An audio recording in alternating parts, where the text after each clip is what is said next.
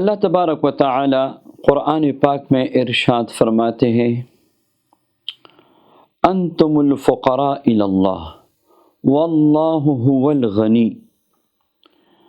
اے بندو، اے لوگو، تم فقراء ہو، محتاج ہو اللہ کے، واللہ هو الغنی، اور اللہ ہی واحد ذات ہے جو غنی ہے۔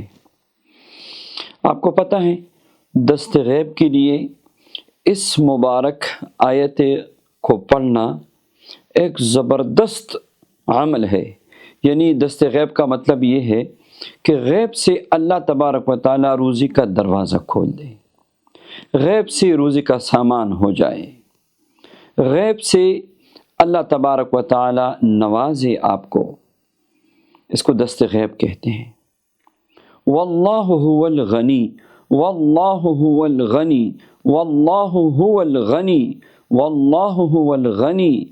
اس طرح یہ آیت مبارکہ کا یہ حصہ واللہ هو الغنی، یہ اگر آپ توجہ کے ساتھ عشاء کے بعد 100 مرتبہ پڑھیں گے، پھر اس کے بعد 100 مرتبہ استغفار پڑھیں گے، پھر اس کے بعد 100 مرتبہ یا غنیو یا مغنیو پڑھیں گے، اور اس کو آپ معمول بنائیں گے، یہ 300 عادت کا وظیفہ آپ روزانہ پڑھیں گے، تو پہلی رات سے اور پہلے دن سے دست غیب آپ کا کھل جائے گا، تو اللہ تعالیٰ غیب سے روزی کا انتظام فرمائیں گے۔